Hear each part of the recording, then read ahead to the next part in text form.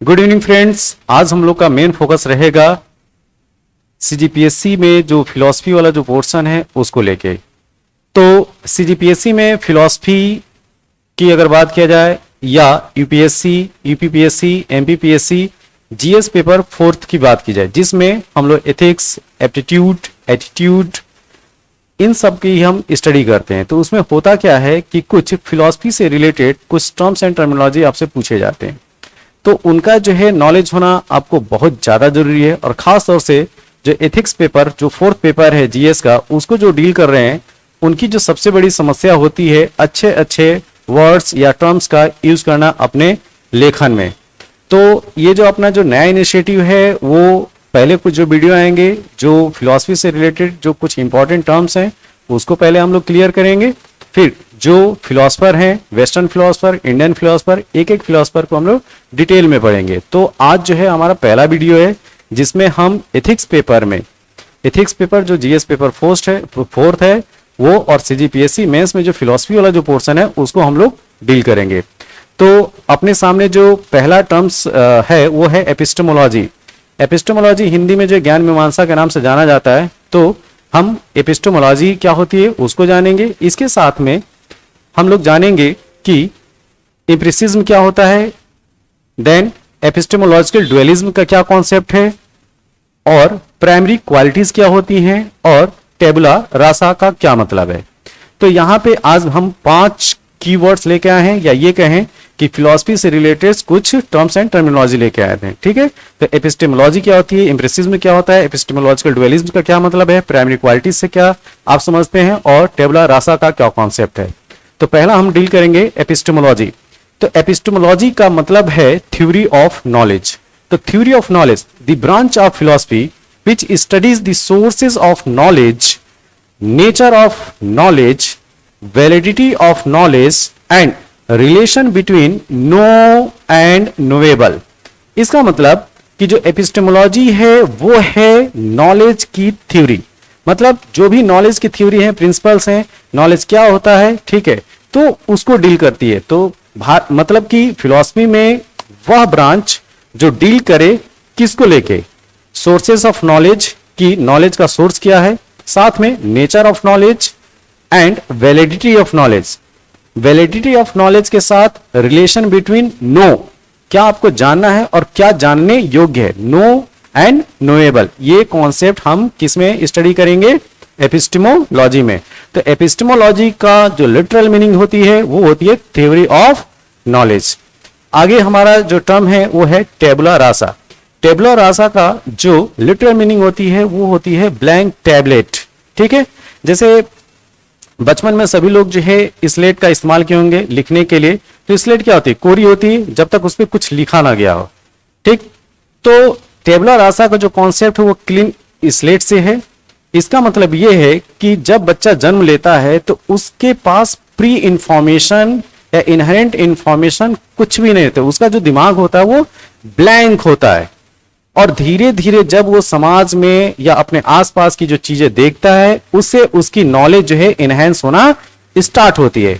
तो टेबुला रासा का मतलब कि जो बच्चों का दिमाग होता है, जो बॉर्न बेबी होते हैं, उनका दिमाग बिल्कुल स्लेट की भांति होता है जिसपे अभी तक कुछ लिखा ना गया हो। ठीक है, तो इसके जो सपोर्टर हैं कुछ ancient stories and modern empiricist में अगर बात करें तो जॉन लॉक है। कौन, जॉन लॉक। नेक्स्ट हमारा कीवर्ड है एम्पिरिसिज्म। एम्पिरिसिज्म का मतलब है the view that knowledge comes from experience और through the senses in opposition to rationalism. Empiricism यहां पे जो नॉलेज आने की जो बात की जाती है या तो एक्सपीरियंस से आएगा या तो सेंसेस से आएगा। ये रेशनलिज्म का अपोजिट एक फिलॉसफी है। क्या है, empiricism. It is more extreme from may be called sensationalism. अगर एम्पिरिसिज्म को एक्सट्रीम लेवल पे अगर हम लोग समझने की कोशिश करें तो वो होगा सेंसेशनलिज्म। ठीक है, इट मींस कि एम्पिरिसिज्म का थॉट या इसकी फिलॉसफी या इसको समझने वाले ये समझते हैं कि जो नॉलेज आता है वो सेंसेस के थ्रू आता है। किसके, सेंसेस के थ्रू या एक्सपीरियंस के थ्रू। और इसी में सेंसेस में अगर एक्सट्रीम लेवल तक जाएंगे तो ये फिलॉसफी किसमें कहलाएगी, सेंसलिज्म में। According to Spinoza, there is nothing in the intellect that was not first in the senses. इसका मतलब ये जो लाइन यहां पे क्लियर कर रही है कि जो नॉलेज है वो किससे आना है, वो सेंसेस से ही आना है। नेक्स्ट, एपिस्टेमोलॉजिकल डुअलिज्म क्या होता है? The view that there are two separate kind of entities involve in the knowing. किसी भी चीज को जानने के लिए दो चीजें होती हैं। क्या होता है उस प्रोसेस को देखें। एक, sense data present in consciousness, अंतर आत्मा या अंतःकरण में जो इंफॉर्मेशन है उसके थ्रू जो है आपको नॉलेज जो है वो ज्ञान होना है या किसी चीज को आप जान पाते हो। और दूसरा एक्सटर्नल वर्ल्ड से, ठीक, बाहरी दुनिया से। तो किसी भी चीज के बारे में जानने की दो चीजें, एक आपका कॉन्शियसनेस अंतःकरण और दूसरा जो है आपका जो एक्सटर्नल इन्वायरमेंट या वर्ल्ड है। यहां पे वर्ल्ड का मतलब आपके चारों तरफ का इन्वायरमेंट से मतलब है, ठीक है। तो एक बाह्य दुनिया और एक आपकी अंतःकरण से आप किसी चीज को जानते हैं। तो ये क्या हो गया, इसमें दो चीज की बात की गई है, एक कॉन्शियसनेस एंड दूसरा एक्सटर्नल वर्ल्ड। तो ये है कॉन्सेप्ट एपिस्टेमोलॉजिकल डुअलिज्म का।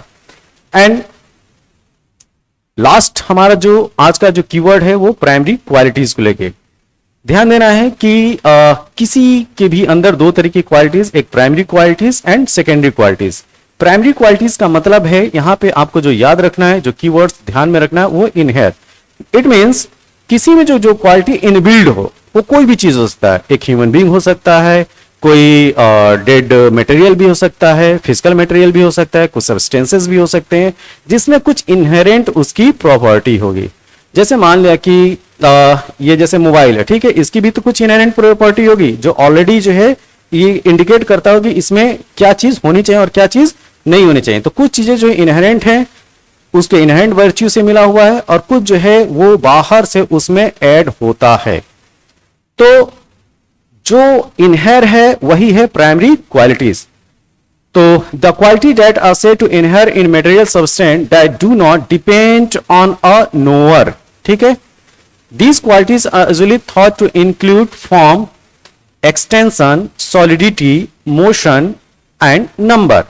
आप लोग को पता होना चाहिए कि जो क्वालिटीज जो है हम किस में, उसका फॉर्म की अगर बात करें कि तो उसकी शेप साइज कैसी है, एक्सटेंशन उसका विस्तार कितना है, कहां से कितना लंबा चौड़ा है, ये भी क्या है क्वालिटीज है ना।